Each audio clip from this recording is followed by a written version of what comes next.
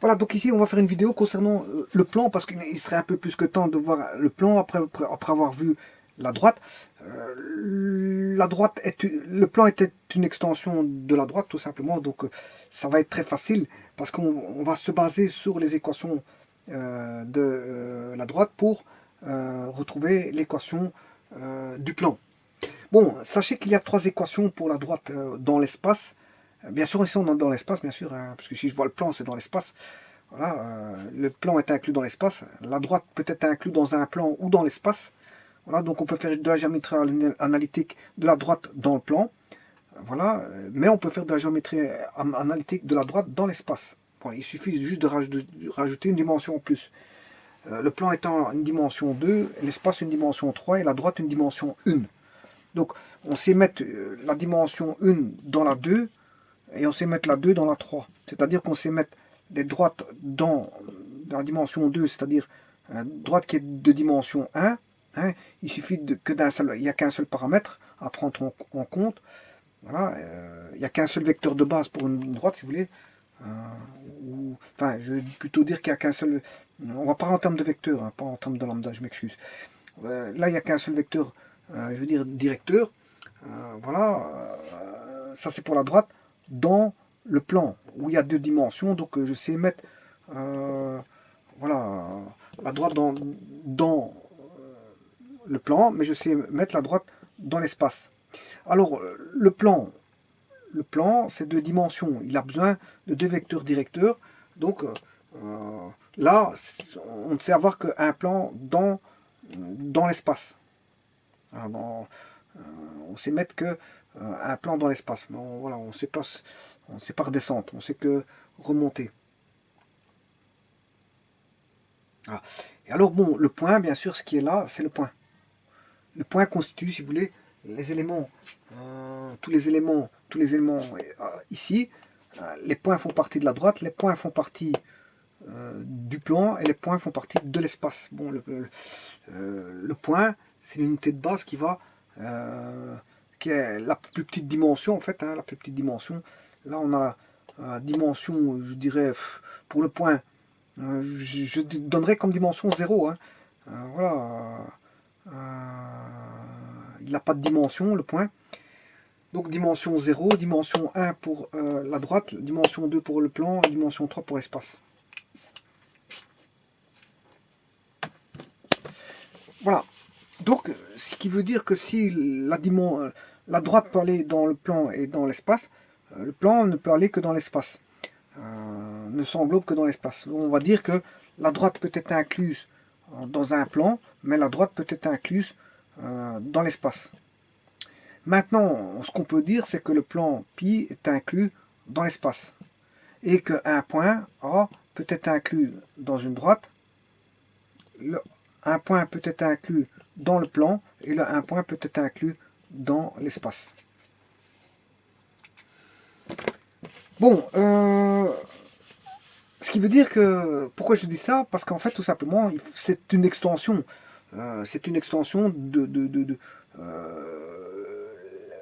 le plan, enfin la droite avait besoin d'un vecteur directeur. L'espace, comme c'est une extension de la droite, eh bien, on aura besoin de deux vecteurs. Hein, je vous ferai remarquer que deux droites forment un plan. Deux droites sécantes forment un plan, ou deux droites, voilà, deux droites sécantes forment un plan. Je dirais même plus, trois points non alignés forment un plan. 1, 2, 3. Alors que les droites, ce sont des points alignés. Hein, pour rendre ceci droite, ben, il faut ramener ceci en alignement. Si je mets A, B, C, si je ramène ceci en alignement, ben, on a une droite. Mais s'il n'est pas aligné, ben, il est inclus dans un plan. Voilà. Donc ce qui veut dire qu'ici, si vous vous rappelez auparavant, on avait l'écriture vectorielle. On avait combien de points? Il suffisait de 2 points. Je ne sais pas si vous vous rappelez de la vidéo sur les droites. Et alors, par rapport à 2 points PQ, on définissait un point aligné M, voilà, et bien sûr une origine, voilà, une origine bien sûr, où on disait au niveau vectoriel que on avait c'était tous les points M, tous les points alignés de la droite M, il y avait une infinité de points possibles sur la droite que j'appelle D. de telle manière à ce que on avait OM, et ça, quel que soit M, OM, c'est l'ensemble des points que, M, quel que soit le point M de la droite, on est OM qui est égal à OP plus lambda fois PQ. Voilà. Et ça, bon, vous voyez qu'on n'avait besoin que d'un seul paramètre. C'est normal parce qu'on est à une dimension. On est sur une droite à une dimension. Voilà. Avec bien sûr lambda appartenant à R. Hein. Voilà. Et à partir de ça, on crée l'équation coutumière et ensuite l'équation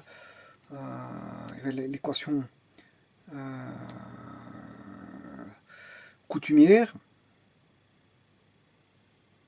et l'équation, comment on appelle ça, paramétrique. Voilà. On crée d'abord la paramétrique et puis la coutumière à partir de l'équation vectorielle. Bon, mais là, à différence d'auparavant, on n'a plus ceci. On n'aura plus ceci. On aura un troisième point qui formera un plan, le point Q. Voilà. Et ce sera 3 points qui définiront un plan. Ces 3 points non alignés. Ils ne seront plus alignés. Donc, ce qui veut dire que je vais juste modifier ceci. Bien sûr, pour qu'il ne soit pas aligné, il y a une condition. Je vais appeler ce point-là R, hein, puisqu'il y a 3 points non alignés. Il faut que PQ soit différent de lambda PR.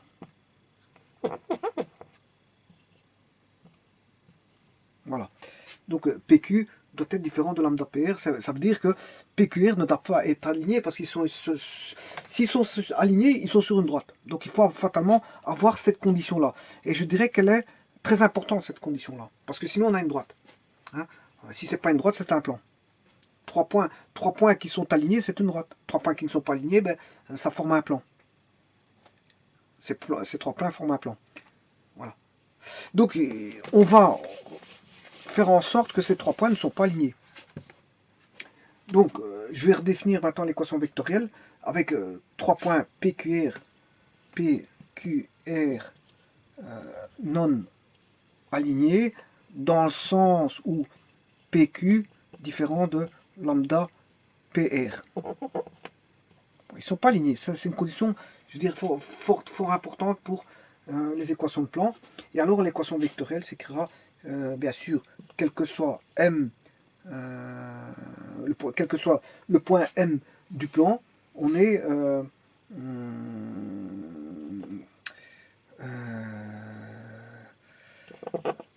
tel que, comme tout à l'heure, on avait OM.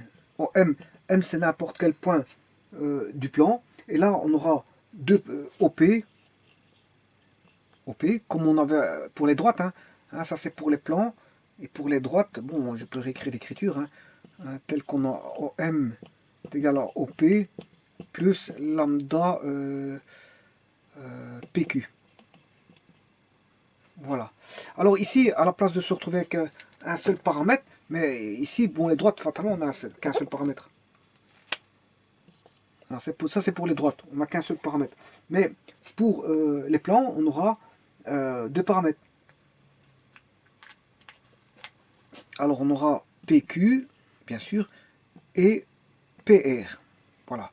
Mais il ne faut pas qu'ils soient proportionnels. Ça voudrait dire que s'ils sont proportionnels, ça veut dire que ces deux-ci savent s'additionner. Hein. Ils savent s'additionner. Or, c'est voilà, pour n'en faire qu'un. Pour n'en faire qu'un seul qui est aligné. Voilà. Mais ici, c'est pas le cas. Ils ne sont pas alignés. Donc, ça donne ceci. Bon, on a 2 paramètres. Donc, alpha PQ plus bêta PR. Bien sûr, avec alpha bêta. Ici, avec lambda appartenant à R. Ici, avec alpha bêta appartenant au réel. Voilà. Et ça constitue donc l'ensemble des points, l'un de la droite et l'autre du plan. Le plan pi, la droite D. Alors, sur ce, vous aurez compris que il suffit de prendre ceci pour retrouver l'équation paramétrique, comme on l'a fait avec la droite. On était parti de ça pour trouver l'équation paramétrique. Bon, ici, moi, je vais partir de celle-ci pour retrouver l'équation paramétrique sans oublier cette condition-là. Attention, pour dire que PQR ne sont pas alignés. Sinon, on aura à faire une droite. Bon, ben, c'est ce qu'on va faire. Je vais faire un petit peu de place juste ici. Donc, je réécris le plan pi aura pour condition que m tel que... C'est tous les points m tels que du plan, tel que OM égale OP, plus alpha PQ, alpha PQ plus bêta PR, avec alpha bêta appartenant, si vous voulez, au réel. Bon, ben, supposons que P a pour coordonnées dans un système de repérage qui existe, bien sûr, il faut qu'un repère orthonormé existe. Là, on pose un RO, un repère orthonormé, hein, d'origine O et de base I, J, K. JK. Voilà. Là, à ce moment-là, je peux écrire que P, ses coordonnées, c'est P1 pour avoir plus facile, bien sûr. P2, P3, je me facilite la tâche. Q, c'est Q1, Q2, Q3. Et R, c'est R1, R2, R3. À partir de là, je peux écrire l'équation par rapport à une origine où O vaut 0, 0, 0, origine O. Donc, OM, et ouais, j'ai oublié le point M qui est de coordonnées X, Y, Z. Bon, c'est tout point du plan, c'est tous les points du plan, ça. Quel que soit le point du plan. Bien sûr, vous aurez un point fixe pour autant que vous fixez alpha bêta. Une fois que vous fixez alpha bêta, vous aurez un point fixe. P et QR sont des points fixes, M est un point quelconque du plan. Mais si vous fixez alpha bêta, d'office, M sera fixe. Voilà. Alors, on va écrire cette équation-là. Et ça, ce que je vais mettre maintenant, c'est l'équation. Ça, c'est l'équation vectorielle. Hein. Ceci, c'est, on part de l'équation vectorielle. Et on va retrouver l'équation paramétrique, si vous voulez.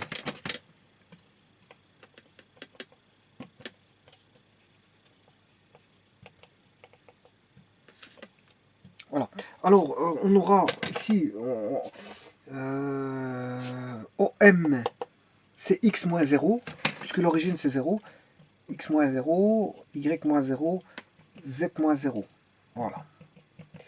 Alors, OP, c'est P1 moins 0,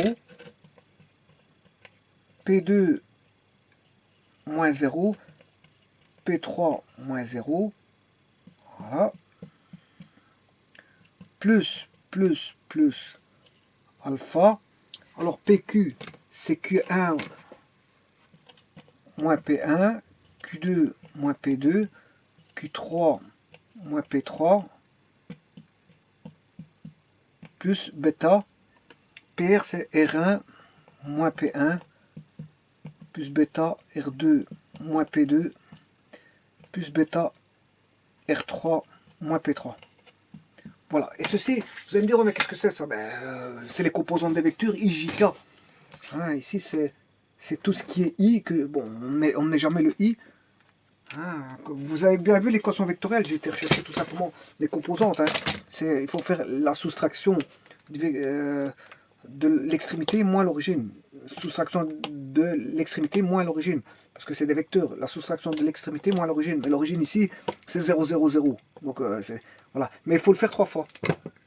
Une fois en I, une fois en J, une fois en K. En d'autres termes, bon ici je vais mettre directement 0. Hein. X moins 0, Y moins 0, ça fait ça. P1 moins 0, P2 moins 0, P3 moins 0, ça fait P1, P2, P3. Voilà, donc, en d'autres termes, ce que je veux dire par là, c'est que quelque part vous avez caché ici, c'est I, I, I, I. Voilà, là, J, J, les vecteurs de base sont là en fait. J, J. Et là on a K, K, K, K et K. Mais comme on ne s'intéresse pas, je veux dire, on rapplique tous sur un système d'axes pour avoir en fait, on ne joue qu'avec les composantes. On ne joue qu'avec les composantes. Donc, on n'est plus en vecteur ici. C'est plus du vectoriel. Parce que si je faisais ça, on avait du vectoriel. Mais quand on retire ça, on n'a plus de vectoriel. On joue avec les projections. Voilà, donc en fait, je projette sur les axes, divers axes X, Y et Z. Voilà, et à ce moment, on a ça. On a... Et ça, c'est ce qu'on appelle l'équation paramétrique. Équation paramétrique. Voilà. Bon, il y a une troisième équation qui peut ressortir de... pour les droites, on a trois équations. On a l'équation vectorielle, la paramétrique et la coutumière. La coutumière. Bon, ici, je n'ai fait que deux équations. Vous allez voir que pourquoi. La raison pour laquelle, parce que c'est un peu plus compliqué que les droites. Pour les équations, ça fait référence à des notions du système d'équations, notamment de déterminants. Donc, il y a ces sujets à discussion. Et il faut développer un petit peu cette théorie-là pour dire de parler de la troisième équation, qui est l'équation générale des plans. Bon, et l'équation générale des plans va s'écrire AX plus BY plus CZ plus D égale 0. Et ça, c'est la troisième équation générale d'un plan. Mais ça, pour aboutir là, il faut partir de ça. Mais il y a des notions, je veux dire, relatives au système d'équations et aux déterminants et au relèvement d'ordre de matrice qui font que, bon, je ne peux pas expliquer ça maintenant, parce que je veux dire, ça risquerait d'embrouiller personne.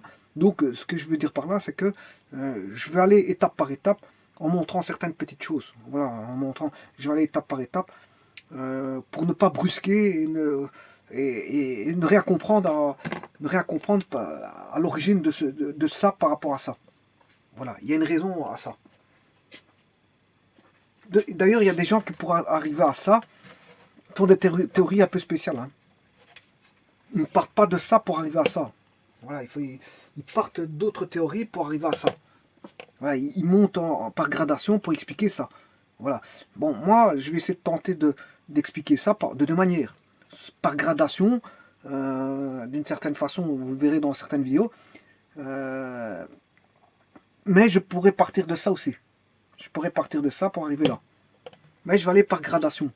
Je vais faire les deux techniques qui vont vous montrer convenablement bien, je veux dire, comment on peut arriver à aboutir à ça par différents chemins. C'est ça que je veux dire par là. Bon, mais pour ça, pour arriver là, vous voyez qu'on a déjà un système ici, un système. Qui dit système, vous voyez système d'équation. Qui dit système d'équation dira déterminant de matrice. Voilà. Et déterminant de matrice dira peut-être relèvement d'ordre de la matrice. Voilà. Et à partir de là, on peut discuter. On pourra trouver ceci. Mais voilà. Mais pas avant ça. Il faut discuter, dire, parce que si je vous parle d'un système homogène, bon, beaucoup de gens ne savent pas ce que c'est qu'un système homogène.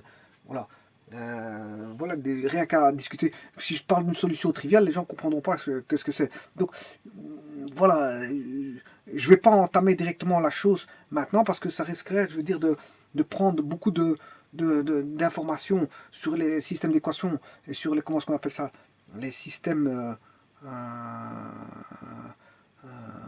sur les systèmes linéaires, voilà, l'algèbre linéaire. Je pourrais aller chercher des informations de l'algèbre linéaire qui ferait que vous ne comprendriez pas ceci dans un premier temps. Donc, il faut que j'aille étape par étape. C'est mon but, c'est d'être un peu pédagogue pour arriver, je dirais, à un résultat. Parce que si c'est pour expliquer beaucoup de choses et vous n'avez rien compris, c'est pas la peine que je fais une vidéo.